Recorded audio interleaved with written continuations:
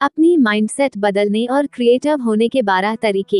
Hi guys, कैसे हैं आप सब? आई होप आप सब अच्छे होंगे। आज मैं आपको माइंडसेट के बारे में बताऊंगा, तो वीडियो शुरू से अंत तक देखिएगा, तभी पता चलेगा कि अपनी माइंडसेट पर काम करके कैसे हम अपने भविष्य में जो चीज चाहते हैं वो कैसे अचीव कर सकते हैं। चलो वीडियो स्टार्ट करता हूँ।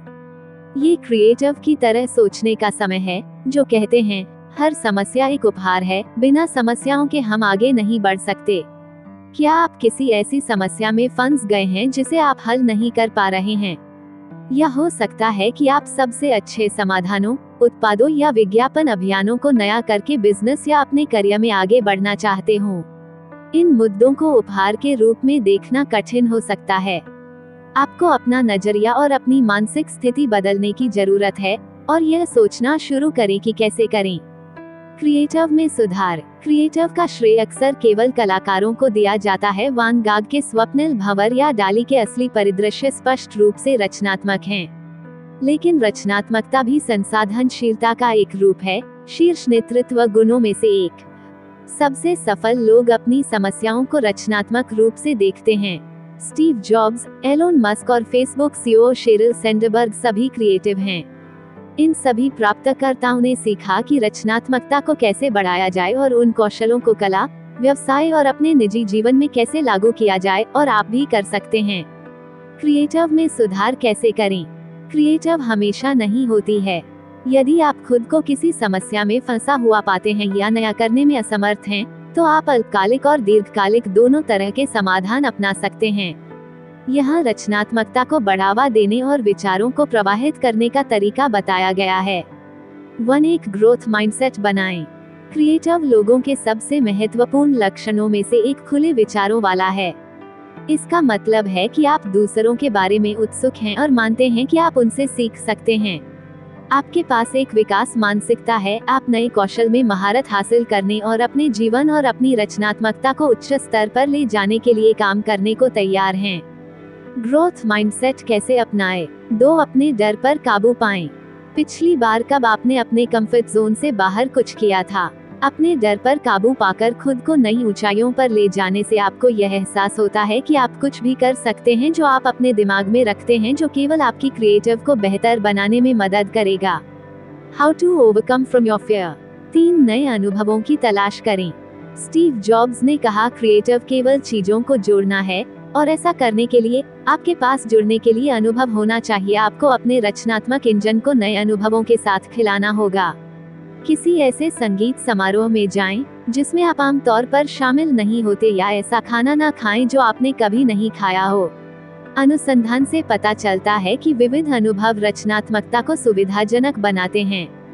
4. अपना उद्देश्य खोजें। उद्देश्य दृष्टि का एक अनिवार्य हिस्सा है, और अपने जुनून को जीने के लिए और सृजन करते रहने के लिए प्रेरित रहने के लिए आपके पास दृष्टि होनी चाहिए।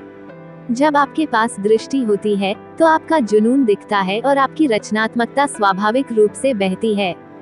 5. सफलता के चक्र से अवगत रहें। ये सब समय के महानतम कलाकारों में से एक पिकासो से सीधे आता है, जिन्होंने कहा, सफलता खतरनाक है। एक व्यक्ति खुद की नकल करना शुरू कर देता है, और खुद की नकल करना दूसरों की नकल करने से ज्यादा खतरनाक है। अतिरेक के जाल से बचें और एक रास्ता से बाहर निकलें। हमेशा खुद से पूछें, क्या मैं बेहतर कर सकता हूँ? 6. सही प्रश्न पूछें। जैसा कि टोनी कहते हैं, सफल लोग बेहतर प्रश्न पूछते हैं, और परिणामस्वरूप उन्हें बेहतर उत्तर मिलते हैं। एक अलग दृष्टिकोण से अपनी समस्या की कल्पना करने से आपकी रचनात्मकता में सुधार करने के तरीके की खोज शुरू हो जाएगी। ऐसे प्रश्न पूछें जैसे कि आप एक पर्यवेक्षक या अपने बिजनेस के ग्राहक हैं। एक समूह में आप रचनात्मकता प्रवाहित करने के लिए एक प्रश्न पट का उपयोग करके विचार मंथन के लिए इसे लागू कर सकते हैं। 7. अपने क्रिएटिव स्विच को सक्रिय करें।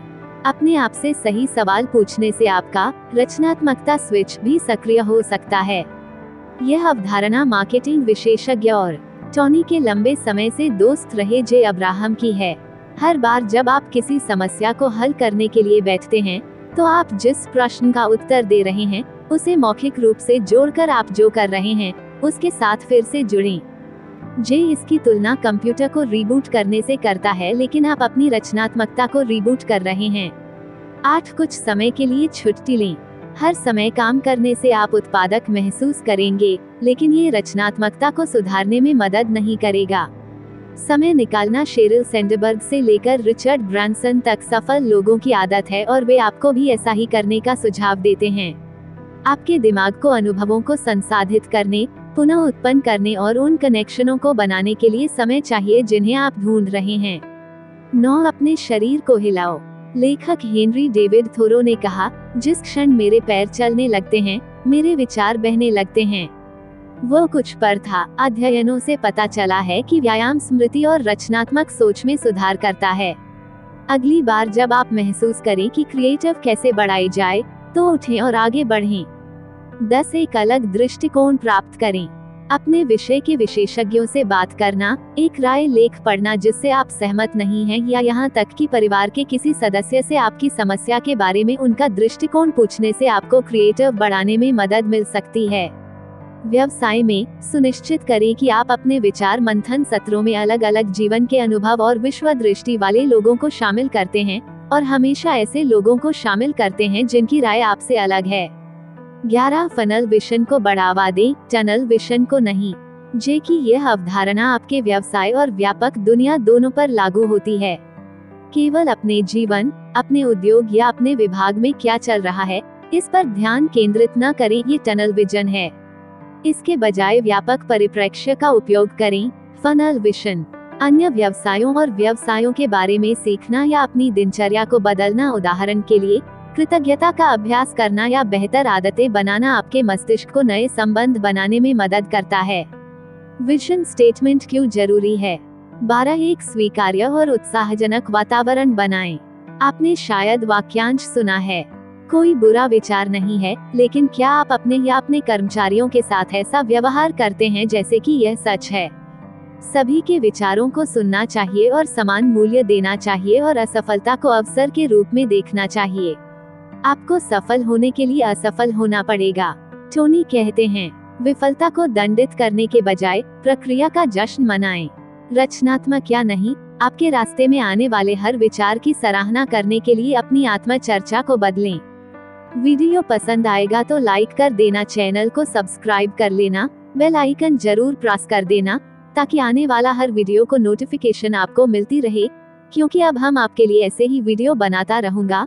तो चैनल को जरूर सब्सक्राइब कीजिएगा। मिलते हैं नेक्स्ट वीडियो में, तब तक के लिए thank you so much. Thank for watching. जय हिंद, जय भारत।